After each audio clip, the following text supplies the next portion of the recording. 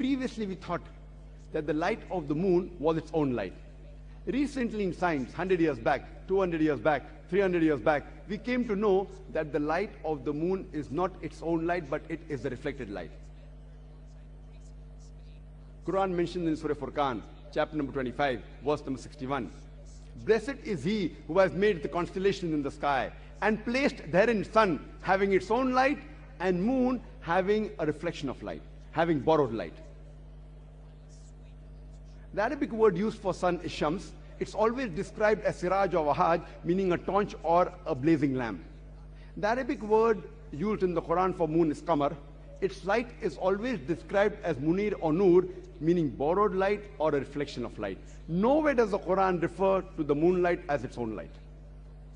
Who could have mentioned this in the Quran 1400 years ago? The atheist. Maybe after a long pause he will say, maybe your prophet, he was extra intelligent. Don't argue, continue. When I was in school, I passed my school in 1982. I had learned in the subject of science and geography that the sun, though it revolved, it did not rotate about its own axis.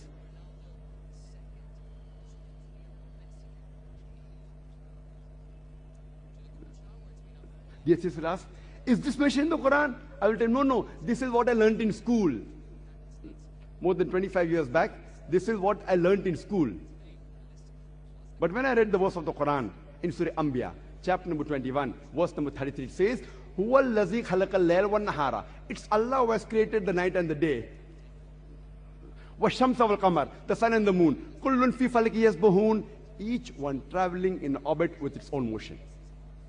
The Arabic word yasbahun describes the motion of a moving body, indicating that the sun, besides revolving, it is also rotating about its own axis. And today science tells us that the sun takes approximately 25 days to complete one rotation.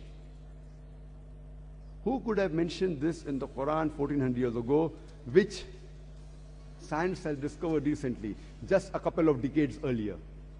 When I was in school, I didn't know about this. Now, all the textbooks, they say very clearly that the sun, besides revolving, even rotates about its own axis. Who could have mentioned this in the Quran? And most probably, the atheist, he'll be silent. Don't wait for the reply, continue. Today science tells us that our universe is expanding, which we discovered recently, a couple of 100 years back. Quran mentions in Surah Dariyat, chapter number 51, verse number 47, that we have created the expanding universe, the vastness of space. The Arabic musiona, the Arabic word musiona, it means the expanding universe, the vastness of space. There may be many critics of Islam who will say it is nothing great that the Quran speaks about astronomy, since the Arabs were advanced in the field of astronomy.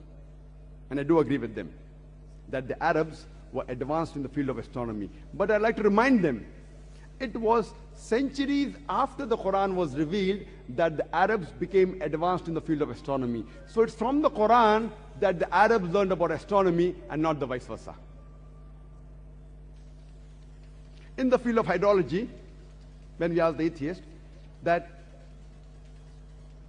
when did we come to know about the water cycle? So he will tell you that Sir Bernard Palissy in 1580 was the first person who described the present water cycle. How does the water evaporate from the ocean? It forms into clouds, moves into the interior, it falls on a rain, and the water cycle is replenished. This water cycle is mentioned in the Quran in great detail 1400 years ago. The Quran mentions too that the water evaporates from the ocean, forms into clouds, the clouds join, then move into the interior, then the water falls down, and the water table is replenished. The Quran speaks about hydrology and the water cycle in great detail in several verses. In Surah Az-Zumar, chapter 39, verse number 21. In Surah Rum, chapter number 30, verse number 24. In Surah Mu'minun, chapter number 23, verse number 18. In Surah Hijr, chapter number 15, verse number 22. In Surah Nur, chapter number 24, verse number 43. In Surah Rum, chapter number 30, verse number 48. In Surah Araf,